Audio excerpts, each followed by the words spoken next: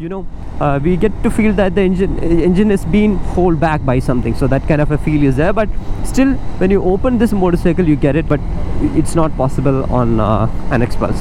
Oh, we have an open road.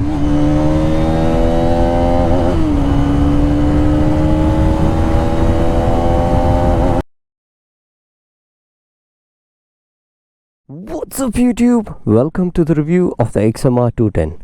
So this is basically the take 2 of the XMR review, because all the time things don't really go good with me and Hero. So it happened with the XMR again. This time the problem was me, because I took the black color XMR actually for a review from a showroom, and I kept it for 3 to 4 days, and I fell ill and I couldn't ride that motorcycle at all. In fact, I couldn't do the review. I was riding it, but I couldn't do the review, and I have to ask one of my subscriber to get me a motorcycle, and that's how I ended up in this yellow color version.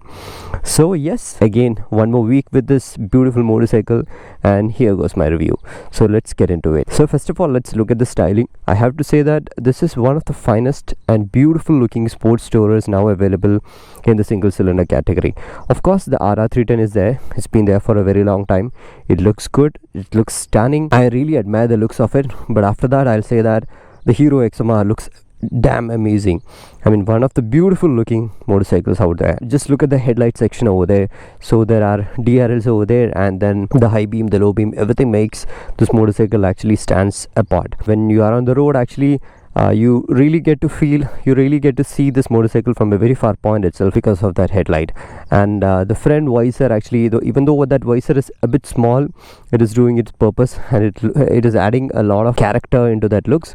And it comes with normal suspension, very soft setting. It's very nice to ride. Comes with dual disc, I'll say that. Average feel of it. And the thing is, it comes with an MRF tire. I'm not really confident on this tire, because had couple of instances where I lost the grip. So when it comes to wet riding, this tire is not giving good confidence, and also while cornering as well. And coming on to here, actually a beautiful looking fairing XMR. There are very less rattling issues on this motorcycle from the fairing. There are a bit of vibration issue, but no rattling issue. And there we can see the 210cc engine. It's basically a well developed engine from Hero, because it's super strong. But it has too much of a difference from what we had before, like with the previous Karizma. The engine has no relationship with the previous version of it. So we'll talk about the engine when we go for the ride. And here it is written DOHC. It's the first dual overhead cams motorcycle from Hero in this platform, and also it's a neat looking tank. The design is absolutely brilliant. I think this comes with 3 colors: the yellow, red, and the black. All the colors are looking stunning. I mean, always fallen in love with the way this looks. And the new Hero logo, actually, that looks good on that engine. The exhaust actually looks like a shorter can. That also adds a bit of a character to this looks. And 210 written over here. And from the tail section also, it looks good. The tail light actually looks like an H symbol. So from the back also, you can really recognize this motorcycle. That means from any angle you can really make out that it's a Hero XMR 210 from the looks of it. Like when you're riding it on the highway, you can easily make it out. And one different thing which I saw in this motorcycle is the placement of the indicator. It's over here. Generally on a CBR or an RTR, this comes over here. So this is actually good, because you have very less chance that when you park in a parking lot and too many vehicles are coming close, like your indicator will be saved. Because on the other side, I have seen it many times, like some scooters coming and hitting onto this fairing, and the indicator is the first one to break off from the motorcycle. So look wise, I'll say that 10 by 10. I'll give it 10 by 10. I thought of giving a 9.9, but still, yeah, why should I restrict myself in appreciating beauty? So look wise, 10 by 10. And purpose wise, let's talk about that. We'll come to that point. So actually, when we get on the motorcycle, so it's not a tall motorcycle. I have almost planted foot on both sides. The riding posture is a little onto a sporty side, because if this is my normal riding stance, I have to put a bit of a sporty riding stance to my upper body. The lower body is still onto a relaxed condition, not sporty, not a rear set foot peg. It's almost front set foot peg, very relaxed. and the mirrors are actually doing a great job. I really love it. The dial, I really didn't like the dial. That's one thing in this motorcycle which I didn't like it. Before that, we can see USB charging port over here. And to talk about the switches on the handlebar, so on this side we get the high beam and the low beam pass switch. Here the M and the S, which is actually mode selector here, and the indicator and the horn. I have to say that the switch key quality is a little less, especially the indicator. It's pretty hard to use this indicator with the gloves, and with bare hands we can use it, but the switch here quality is a little less. And on this side we have the caution lamp, the engine kill switch, and the start button. So when we turn on the dial, it's a basic display. Not everyone will be liking this kind of a display. To be honest, I didn't like it. It's a smaller display, it's readable, it has enough of information. It can have your Bluetooth connected and can have turn-by-turn navigation with the Hero app. So I'll say that purpose wise it is good, because here it is the engine temperature, gear pressure indicator, tachometer, speedometer, fuel level indicator, odometer. And what happened to the switch? It feels like it went inside. Alright. I'm so sorry. So it has a lot of information, but the thing is, on a very bright sunny day, thing is not so visible. And also, to look at the overall build quality of the motorcycle, I'll say that there are a bit of panel gaps here and there, and they're too asymmetric. So build quality is not so great, even though it's more purposeful. So we'll talk about the things when we go for the ride. So let's go for the ride and explore a bit more. Alright, we are back on road. So let me make you hear the exhaust sound.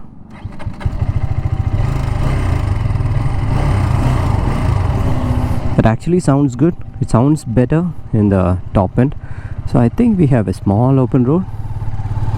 Let's utilize it.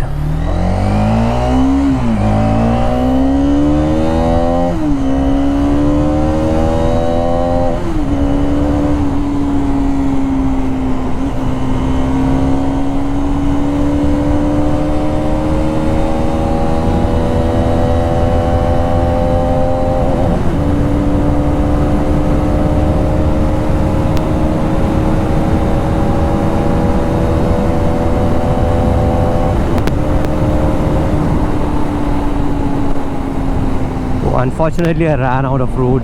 It's an intersection. It's better to be safe. So yes, this is the main difference of this motorcycle compared to the previous version of Karizma. So this one has an altogether different power curve, different torque. Feedback is basically the engine is good. Engine is really fantastically made.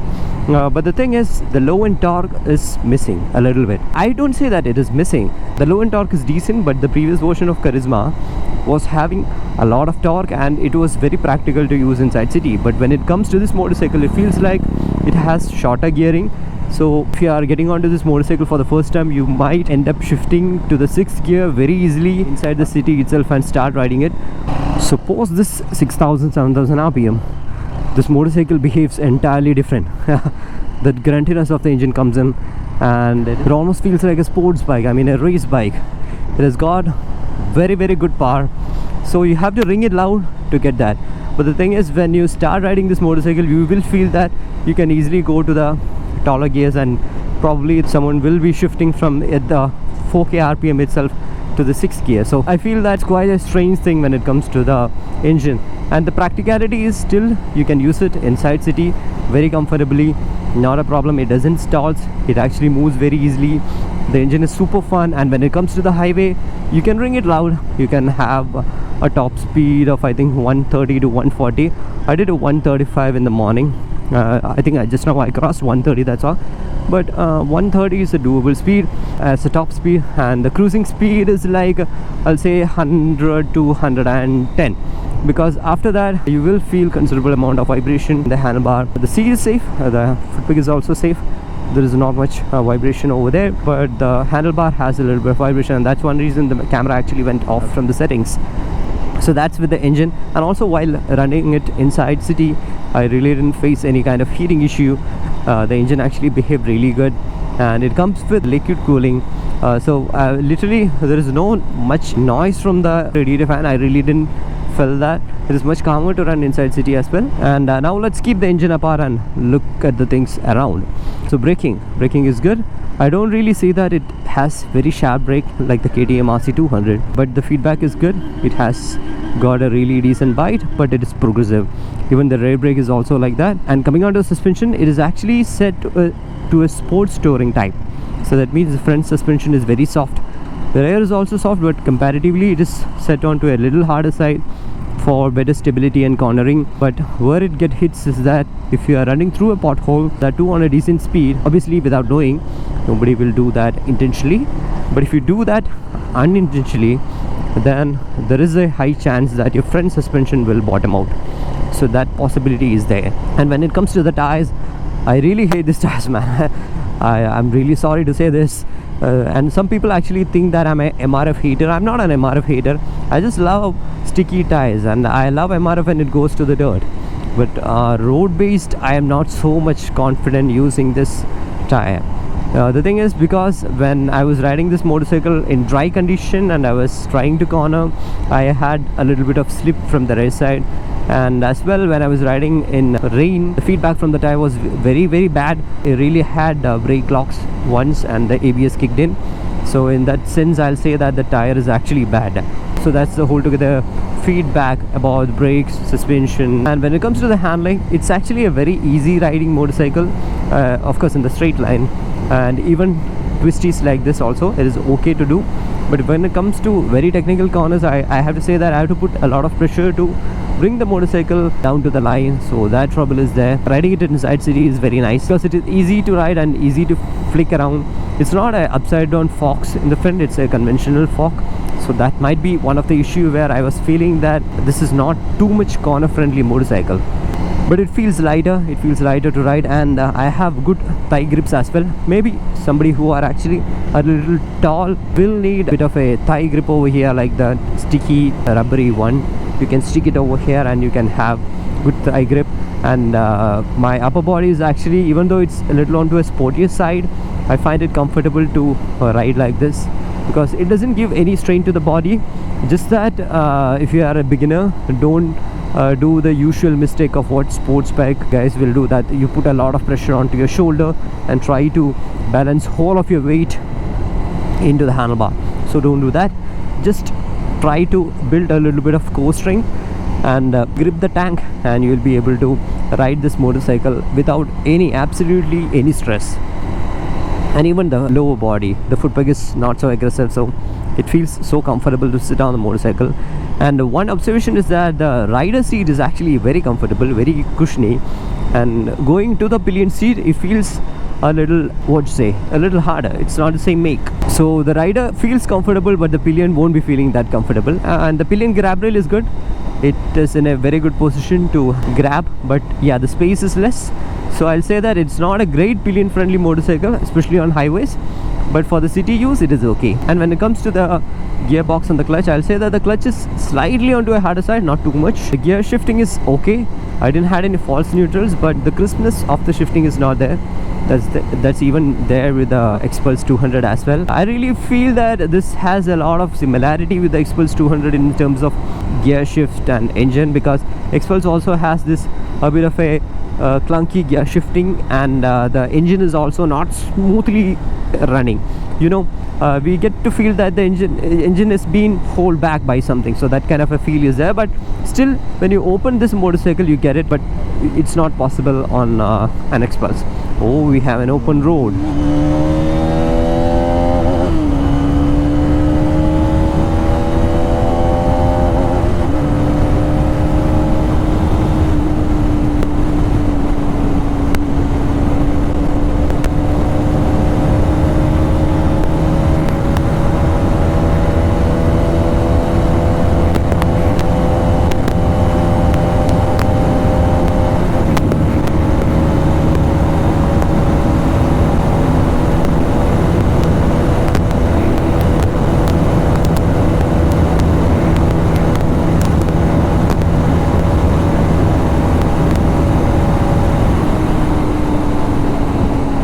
Oh, this is probably one of the fastest top speed recorded on the XMR, because there was a little bit of downslope. That's why it easily pushed up to the 140 kilometer mark.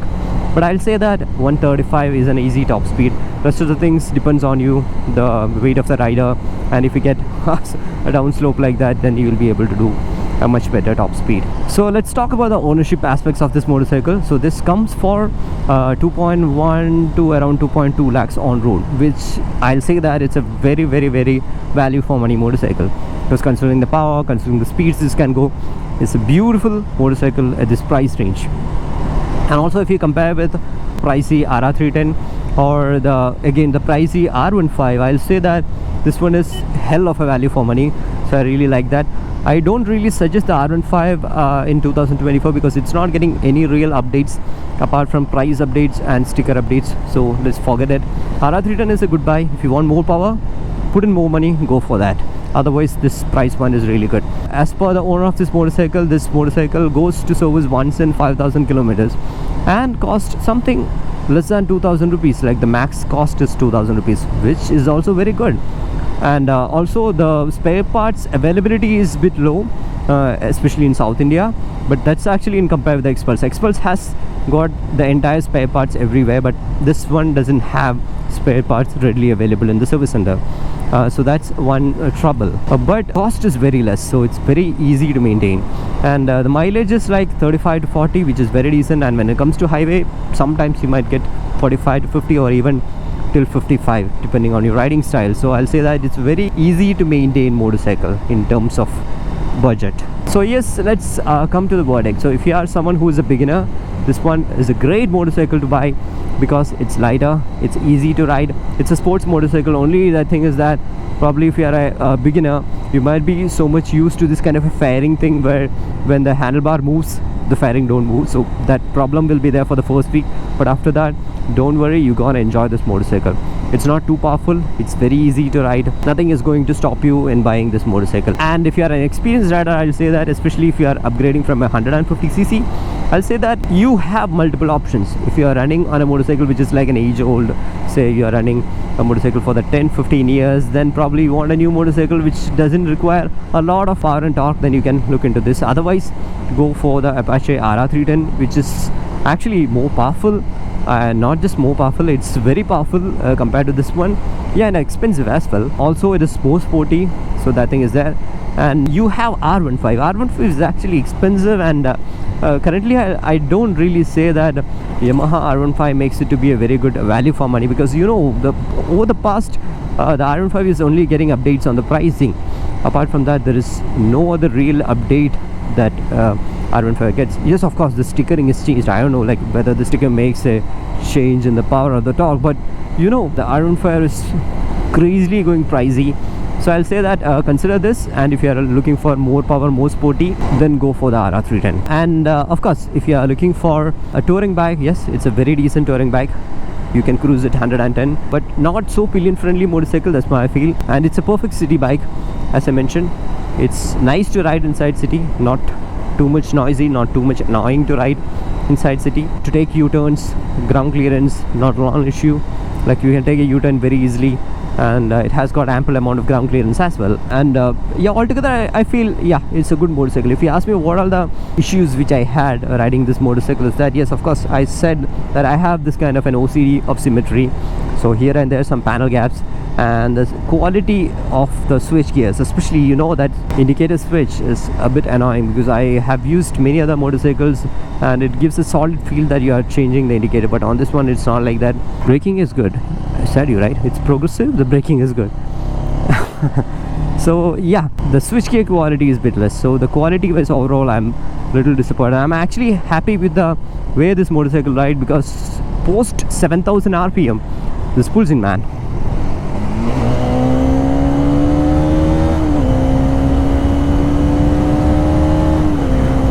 Even the sound of the engine changes here.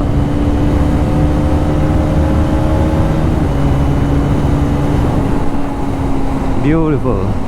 So I hope you like this video, and as always, show some love in the form of likes and comments. See you in the next video. Until then, bye bye.